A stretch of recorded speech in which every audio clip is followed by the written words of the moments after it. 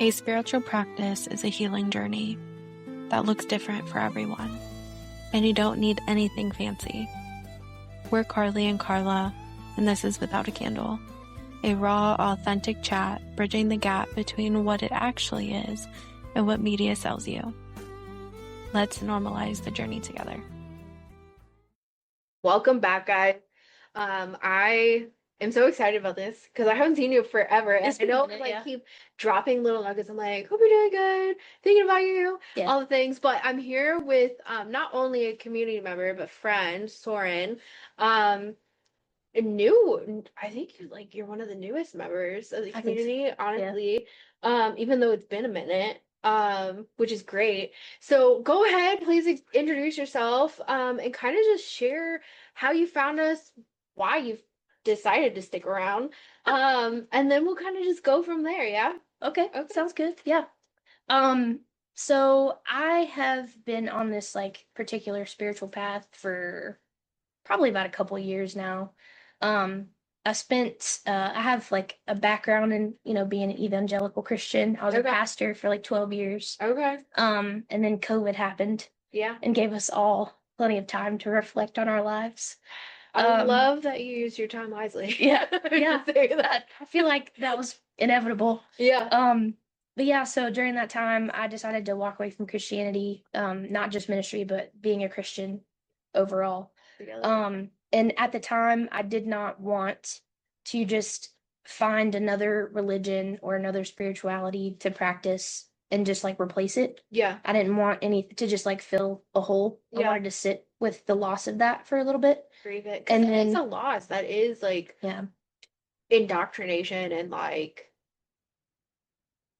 influence from day one. I mean, that's your whole identity, part of it at least. You know?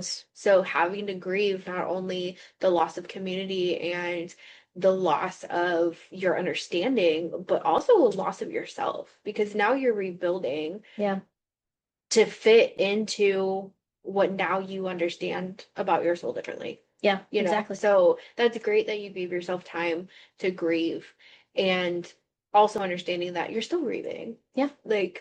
Even though now you can move on, which you have been, but still honoring that grieving process in the middle and in between things. Yeah, so, definitely. Yeah. But like I said, I didn't want to just replace that. So I sat with that for a while, and I decided that I really love to, I'm just the kind of person that anything that interests me, I love to read about it. Yeah. I actively decided not to do that about different religions or different spiritual practices for a time.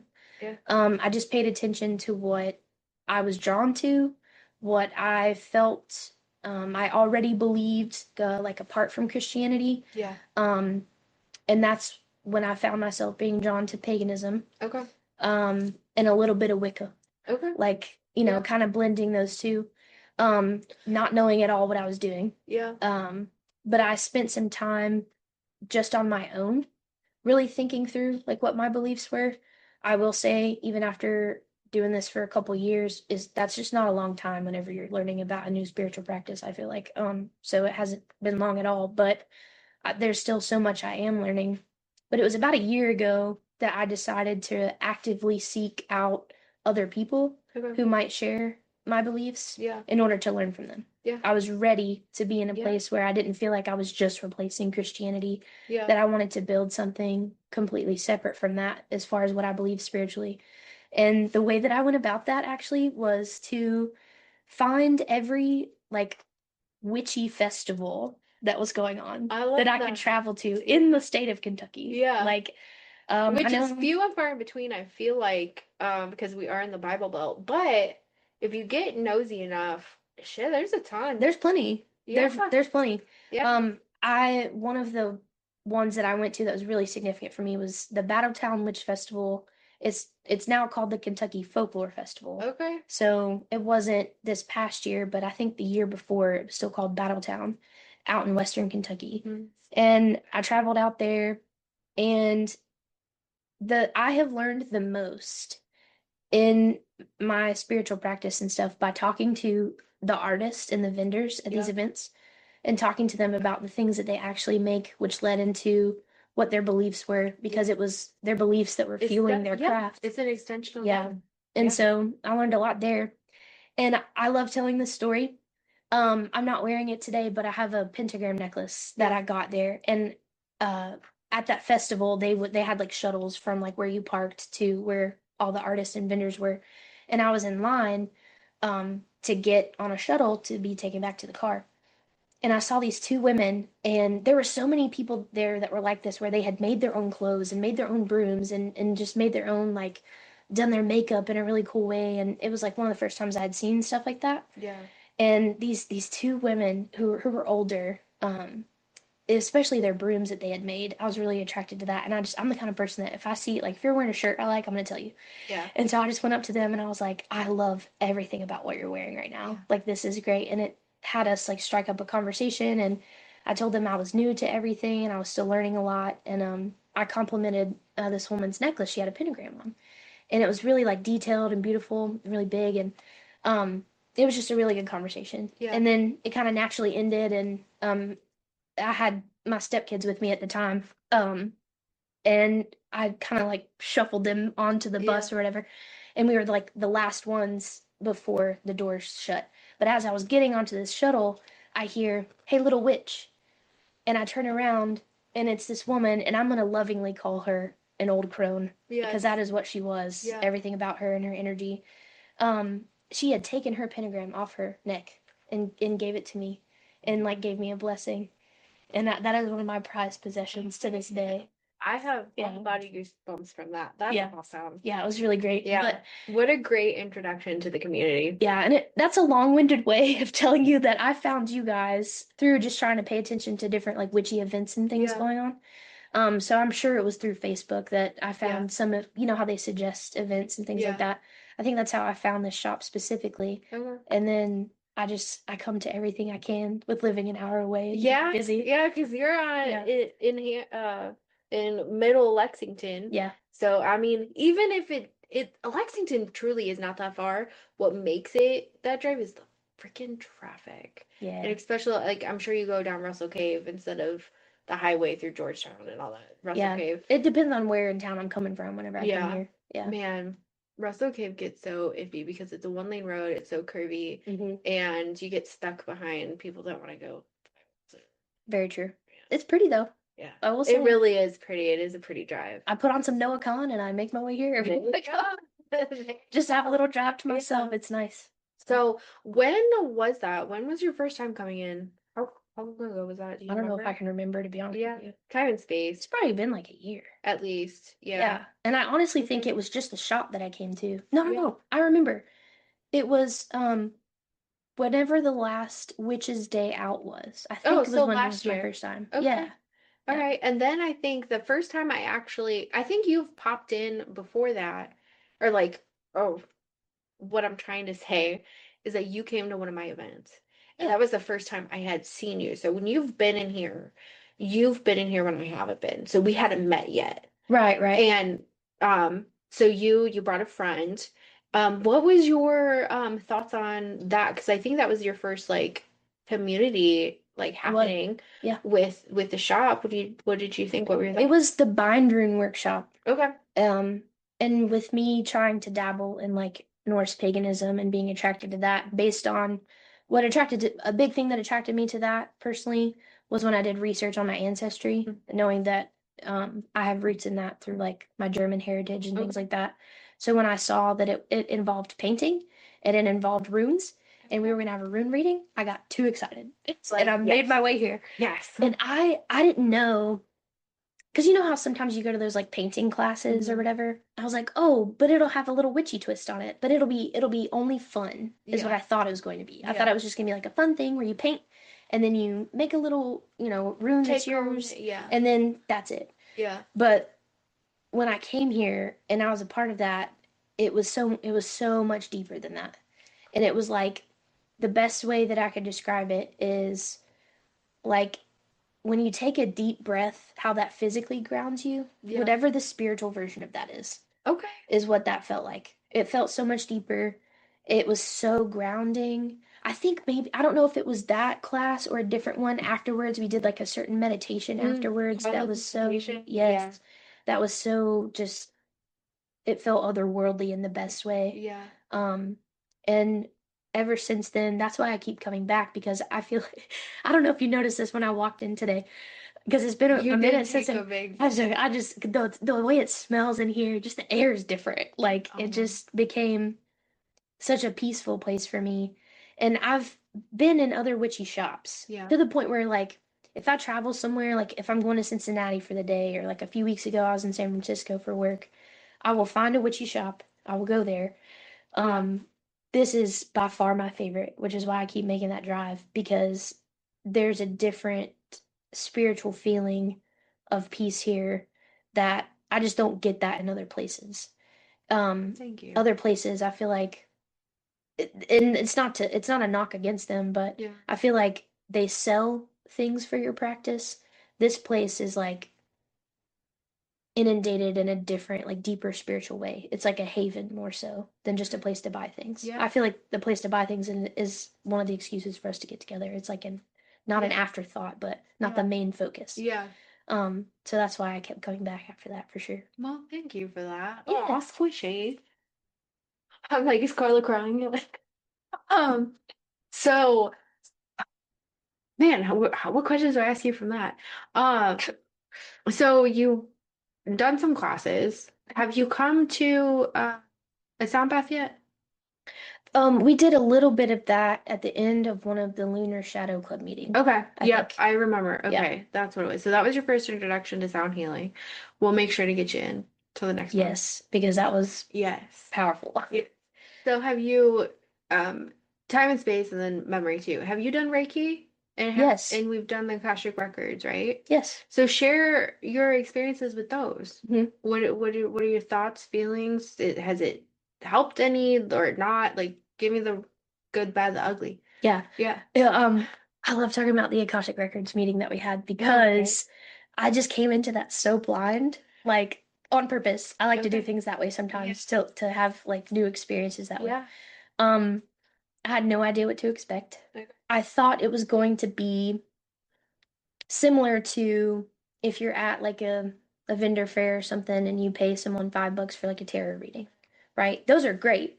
Yeah. But whatever happened in the Akashic record, it was so much different than that. It was like in that moment between, like, as soon as the records were open until they were closed, uh I felt like I was talking to a completely different person. Okay. Even though it was like you sitting there. Yeah. How did that make you feel? Because you've shared that with me before, but I don't think I've asked you, like, did that make you uncomfortable? No. Like, what was that like? No, not at all. Experiencing it? It was so rich and such a blessing, and I'll tell you why. One thing that I miss about being a Christian is that I haven't, with the exception of like us having that Akashic record meeting. I know, and people who are currently Christians and go to church or have been before know what I'm talking about when I say this. You know, when you go to like a worship service and they're playing worship music, and it's just like an open doorway for you to feel things very deeply spiritually. It's almost like a spiritual communion of sorts. You know, and I don't have that feeling as much in this practice. And I'm music is something that really I've always loved, and it helps me meditate even when I didn't know I was meditating, kind of thing. It really helps me spiritually, but that was like, it felt like spiritual communion. Like it felt like spiritual worship, and it was so refreshing and so eye-opening. And I'm currently like reading that book and traveling down that path of like learning about it and things like that. But there's a point where I don't even really have words to describe it. It was so unique. Because like when I talked about coming into these classes and things like that, those things are very grounding for me. And it's like a spiritual deep breath and things like that. But that was even on a deeper level. That I walked away feeling that way. So yeah, that was very powerful. So has it changed or amplified or helped in any way with your spiritual practice on your own or your healing or like anything like outside of that? Yeah, it kind of opened the door for me to learn more about spiritual guides. Okay. Because I, even when I was a Christian, I didn't necessarily believe in angels. I thought they were, to be frank, cartoonish. Okay. That wasn't something I ever literally believed in. But that was such a powerful experience for me because I know that in that time, um, you had mentioned a couple spiritual guides that you felt like were trying to speak to me. And since then, I'm just trying to take some time to get to know them and to be open to their existence. Yeah. And to kind of push whatever limiting beliefs I've had around that notion. And that's been really interesting since then. Like I've done a couple tarot readings about it, and um, I think that if you were to have told me that I would be doing that or seeking that out as a belief of mine, even like 5 years ago, I probably would have laughed and been like, that frou-frou stuff, there's no way. Like, you know what I mean? But just being open to my beliefs changing along the way. Yeah. And it's been like, that's been one of those steps. And it's been nice.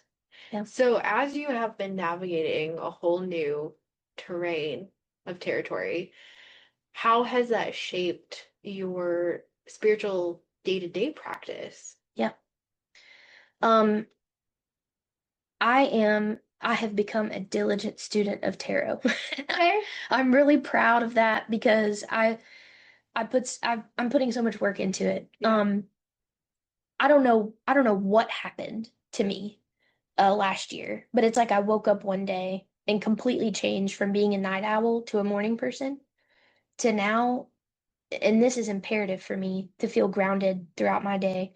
I usually get up around like 4:30 in the morning. Okay.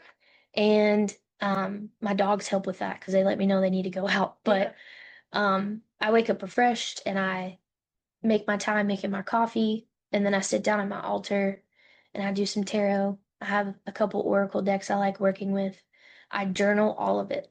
I write every day. Good. And it is just me and obviously my dogs. I count them too, but it's just me and them in my room at my altar. And that is a fixed spiritual practice of mine. And doing that, like what I knew of tarot before I started, of course, was just the general, like, oh, it predicts the future, like that kind of thing. And as a Christian, you're told, oh, stay away from that. That's the devil's work, that kind of thing. I have come to find that it's almost like a journal prompt for me. It's a very personal thing. It's not future predicting at all. Yeah. It's actually just a way for me to challenge my own thinking that leads to a lot of spiritual growth, but also it's helped my mental health. Like those two are very intertwined for me. Yeah. And like I said, it's imperative for me to do that in order to feel grounded throughout the day. And it's like a form of meditation for me. Yeah. So the way that I view what tarot is and its benefits has completely changed since I started. Like, because at first I sought out to do it just to learn what each card meant. Yeah. That's all I sought out to do. Yeah. And in doing that, it's just really shaped my own like spiritual practice along the way. It's been nice. I love that for you. Yeah. That's great. Are you familiar with the author Brene Brown? Yeah. I'm sure in your work you are. Yeah. Your line of work.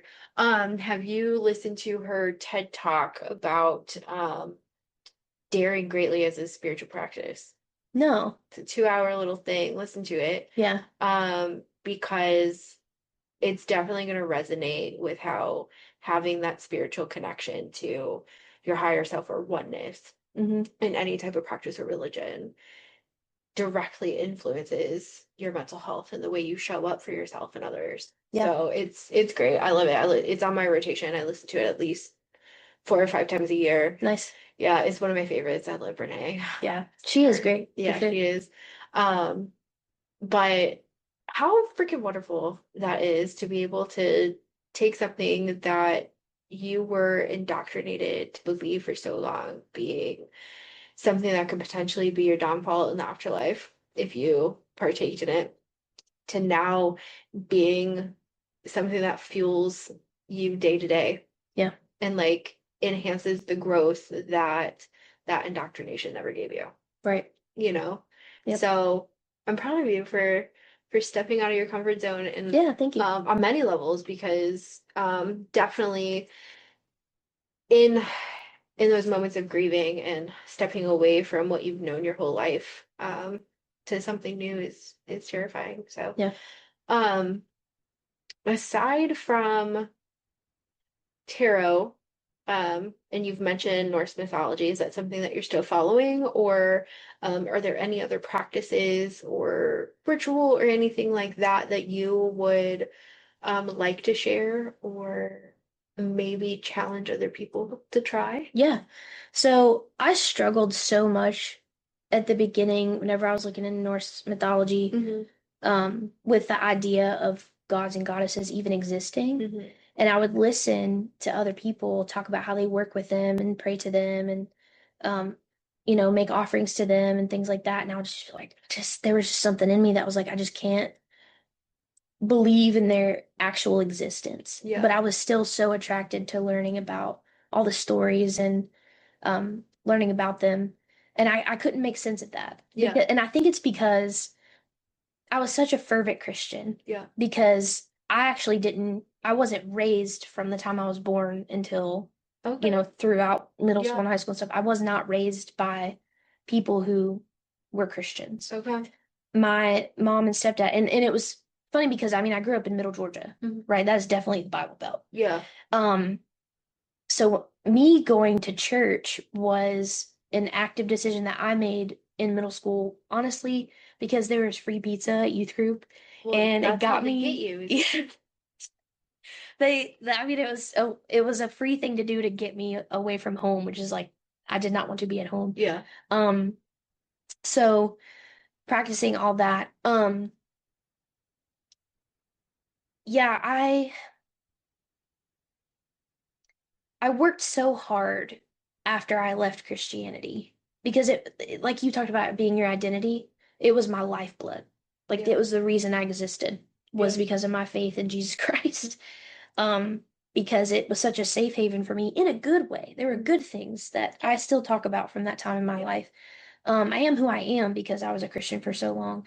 And I met some incredible people who do a lot of kind, loving things in the name of Christ. It wasn't all bad. And I'm glad that you note that, because even though we don't follow Christian faith, you go out on that bookshelf, I saw so many books out there that Carla curates so beautifully of so many different denominations. There is Christian books on our shelves. Yeah. And we have the understanding that spirituality comes from within, and the connection to oneness and source, whatever that means to you, no matter what path and denomination you choose. Right. The issue with it is when you add ego and ideology outside of that into it, right? So unfortunately, we do have humans that are influencing negatively because of whatever, or whatever reason, right? So Christianity itself can be such a beautiful religion. Yeah. And I'm still a fan of Jesus, I will say. I believe the guy lived. Yeah. I don't believe he's still alive, but what he taught and what he was about, I'm a fan. Yeah. From like a more moral, ethical standpoint. Yeah. But when I left Christianity, I worked so hard. Like the hardest part about it was my belief in God existing falling away. Yeah. That really left a vacuum in my life because prayer was something that was my favorite thing when I was a Christian. And because I worked so hard to wrestle from a logical standpoint about the existence of God and came to the conclusion that God does not exist, to go from that to thinking about a bunch of gods and goddesses existing, I just couldn't do it. Yeah. And that's not to say that I'm going to argue with anyone who does believe that. I'm not going to argue with them. Yeah. I when it comes to this stuff, spiritually speaking, I try to do a lot more listening than talking. Yeah. Because I know how much I still have to learn. But something that I've really enjoyed that has changed along the way about my spiritual life is learning to interact with gods and goddesses now let's be honest, I'm more a fan of the goddesses. Yeah. Just because the notion of having like a female archetype is more attractive to me after dealing with a man in the sky for so long. Yes. Just interacting with them, like I said, as an archetype, in the sense that these are stories of gods and goddesses who emulate things about what it means to be a human being that I wish to make a part of my own life. Yeah. Because one of the things that I was so attracted to when I was a Christian was the theology behind sanctification. Okay. The process of essentially, to really dumb it down, bettering yourself as a human being. Yeah. And, in Christianity, you always try to be like Christ, right? Yeah. You try to, the actions that you do, the words that you say, the thoughts that you have, you try to emulate Jesus Christ. And that, even though I don't use the language of sanctification and necessarily put it under the umbrella of theology of sanctification, trying to better myself every day is still something that I do. Now, these days, I interact with that from a mental health standpoint. Yeah. And my spirituality enhances that. Yeah. It's one way to do it. But like for instance, I really have enjoyed learning a lot about Scotty. Yeah. The Norse goddess Scotty. She is not one whose name you hear as often as I would like. Yeah. But I have been attracted to her story. I have found myself in her story, and I have found a lot of attributes that I wish to emulate. And so she is a goddess that I have like a little statue of on my altar. And having her there helps me think about her story and think about what she was about, her fierceness, her independence, her resourcefulness. And I try to think about, okay, how can I be fierce today? How can I be more independent today? That kind of thing. So that's been really fun and interesting for me.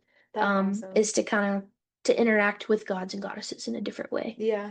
Yeah. I think what makes me so attracted to Norse mythology too, and we've talked about this privately before, is that same ideology where Norse mythology, the stories, the Havamals, the Eddas, like they never talk about their deity as something greater.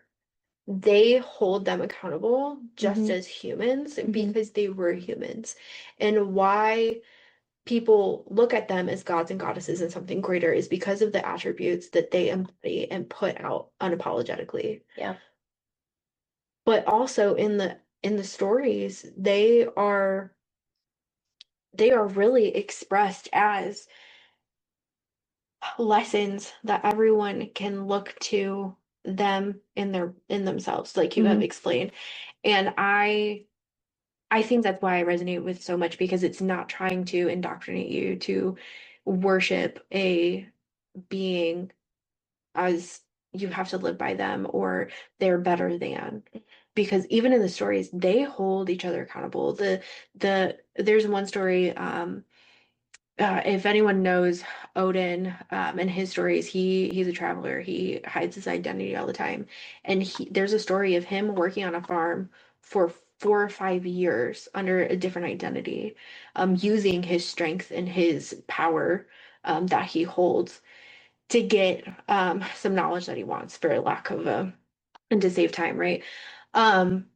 But he was just a normal, ordinary guy that had extra strength that was helping a farmer to get what he wanted, and that in that story, it's like, hey, if you want something, you have to earn it. If you have an extra gift or extra strength or, whatever, use that ability to help thy neighbor, but then to also help yourself. Right. And he put in the time and the effort to do it. But also, that guy is a fucking asshole. And his following acknowledges that of him. He was a drunk, he was selfish, and they don't put him on a pedestal for the sake of being like, oh my gosh, he is the all father, he is the greatest. No, he was held accountable. People knew for what he was, and embodied. Now, as modern day Norse pagans, just embody that pursuit for knowledge in him in some way. Right. You know what I mean? Yeah. Like, I don't know how to better explain that in this moment. No, but like, that makes total sense. I think, yeah. and not to keep like harkening back to Christianity, Mhm. it's just so much of my background is in that. I think that's one of the biggest things that American Christianity gets wrong, is that when it comes to Jesus specifically, they focus so much on his divinity to where emulating his life, like we talked about, as a Christian, that's what you're supposed to do. Yeah. Become more Christ-like. People feel like due to his divinity, that gap between who they are as a human being and who he is and who they're supposed to emulate is so big that it's so daunting that they don't even think that it's reachable. Yeah. They don't even think it's possible. And that's why That he was that's also why to this day I'll still say, I mean, I might like laugh about it, but I really am like a fan of Jesus. Yeah. And how he lived his life. And when I was a Christian and when I was in ministry, I would always try to teach that he was a human, that he lived and walked the earth, and the things that he did, like you can do too, if that's your belief as a Christian, right? His divinity doesn't make him unreachable. Yeah. He purposely came to give us an example of what a life well lived looks like. Yeah. And that's, like I said, why I think that even if you're not a Christian, you can still look at that guy and be like, Yeah. he did good. Yeah. There is one of my most favorite mentors of mine has given me the concept and shared the concept for many, many years that the concept of heaven and hell is not physical place you go. It's a state of being. And same concept with a lot of modern day Christians putting that the living life like Jesus is so far away. Same concept, like you worry so much about being a good person and living a good life and all the things, when in reality, all of the things you are doing is making you live in the state you're living. And it's not a place you're going, it's a place you're already in. Yeah. And that concept has always stuck with me about the afterlife, and something that I like to share because it challenges the mind on how you're living. Yeah. You're creating those existences. Yeah. So, and I mean, I so rarely get to talk about this because I'm not a Christian anymore, so it's exciting when it does come up naturally. Yeah. When I was a senior in college, I did my thesis work on eternal life in the Gospel of John. Okay. And I took, because like New Testament's written in Greek or whatever, I took the one word, Zoe, Greek word for eternal life, and studied it.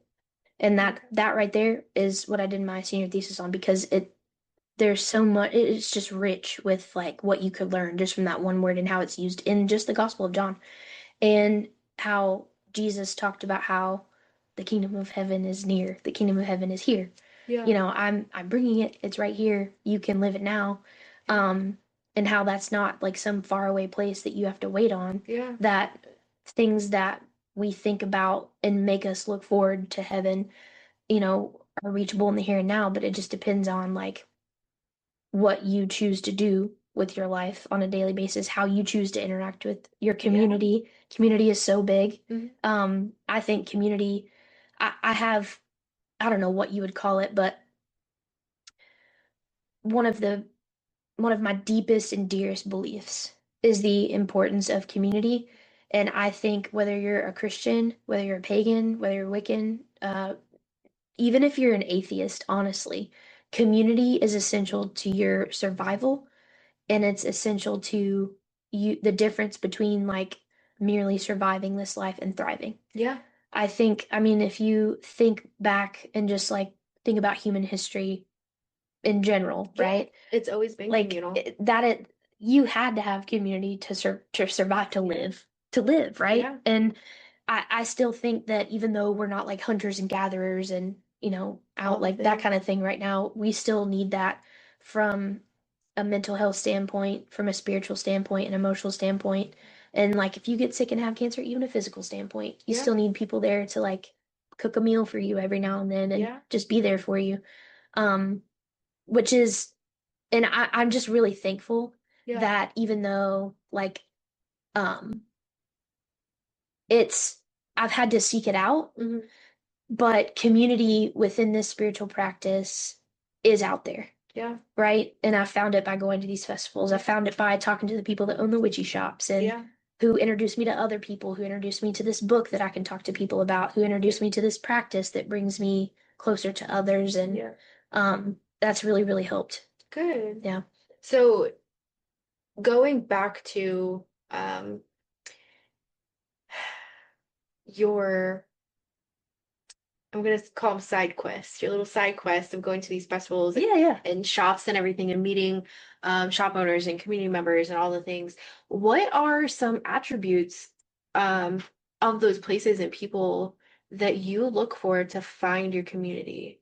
We've had a conversation about you had found one and it resonated for a while and then didn't. And then I'm just gonna call us out. You found us, you show up all the time.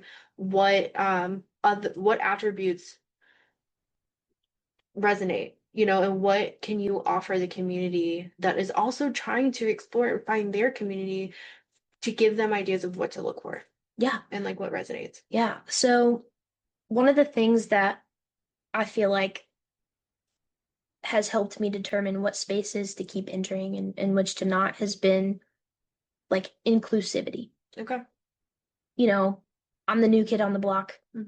A lot of times, if not every time, when I'm talking to someone about their spiritual practices, specifically within, these witchy things that I lovingly say, I have run into people who the way they talk about their own practices comes across as whether they mean to or not, right? Because I haven't had a bad experience in all these side quests that I've been on.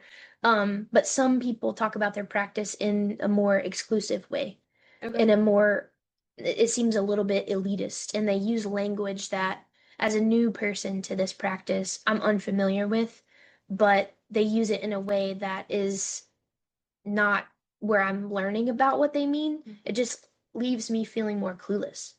So the spaces that I keep coming back to are the ones that I don't feel excluded as the new kid. Okay. I feel like when I walk away from having talked with this person, whether it's like a shop owner or someone I met at an event or a festival or something like that, I walk away and I feel refreshed and I feel like I learned something. And I feel like even in that one conversation, my spiritual beliefs and practices grew from that conversation. So because I feel like, especially like on social media, that's been a big thing for me too, is to like follow witchy accounts on social media, especially when I was first starting out, because Lord, I didn't know where to find information. You know what I'm saying? And it's not like I can just Google like how to be a witch. Like I don't want to do that.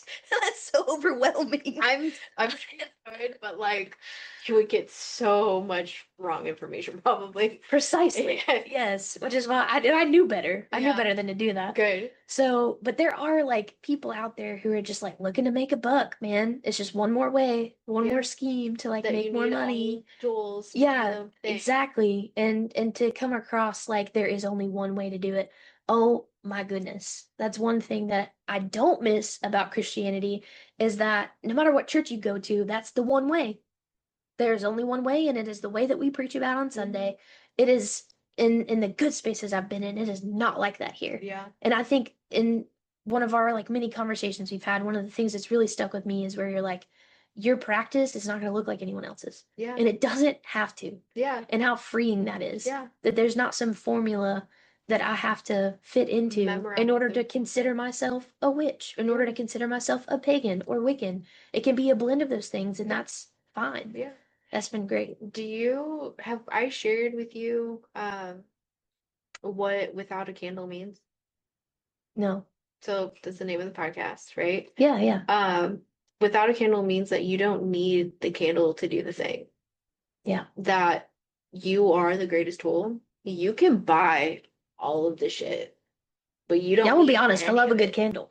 Right. Like, don't we all? We love the pretties. It's We not love necessary. the rocks, but you don't Yeah. need it. Yeah. You know, we practice that. You know, when people come in, they're like, I want to do this. What do I need? And you're like, how many times do we tell people you don't need It's anything? not bittersweet as a shop owner. Yeah, because it's like True. we have to pay the bills, right? Yeah. But at the end of the day, like, we don't want you to feel like you have to come in here and drop $100 just to go home and do something that you can do sitting with yourself out in the fucking grass and close your eyes and just do it. Yeah. Yeah, sure, doing the tangible thing could be helpful for you to understand how to do that in your mind. Yeah. But and sometimes it's just fun to do it physically, right? Yeah. It's But comforting. other times you just need to sit down and close your eyes and just do it. Yeah. You know what I mean? Yeah. So that I appreciate you saying that, because I feel like a lot of people forget that. I feel like a lot of people don't realize it's an option. When I first started out, again, because of my lack of education at the time, I really thought that in order to really like practice the right way and like consider myself a witch, that I had to be like really into crystals. And I promise you, like, there's a lot of things in this practice that I'm like, oh, that's a practice. That's one way to do it. I can get behind that. Yeah. Like candle magic or tarot. Yeah. That's my biggest one. But the crystals, man, I'm like, I don't get it. Like, I never admitted that until just now. And that's okay. But it, like, exactly, because there's people that's their thing. That's what Yeah. comforts them. That's what makes them feel like it balances their energy. And I'm like, okay, that, because I have things like that for me, right? Yeah. So no judgment. You're not gonna get any judgment from me if Yeah. if you're a crystal girly. Yeah. I'm not gonna judge you. But like, just for my own personal practice, like, that is not something that I feel like that resonates with me. Yeah. Now, are there crystals on my altars in my house? Yes, because they're they're pretty pretty. and I like them. And they're shiny. But I don't necessarily like work with them. Yeah. If that makes sense. But it's been very validating that that's not like a requirement. Yeah. Good. I'm glad. Yeah. So, is there any last little nuggets that you want to share about your experience with myself or Carla or other people in the shop, or just in general, that you want to share and you want people to know about you, your practice, or just like advice? What do you got? I think the two biggest things, and we've already talked about this, number one being community. Yeah. My spiritual life has been so enriched by doing the work of showing up in spaces where there are other people that believe what I believe. Because when it comes to my personal life, like the people I date, the friends that I have, definitely my family, none of them share my spiritual beliefs. None of them.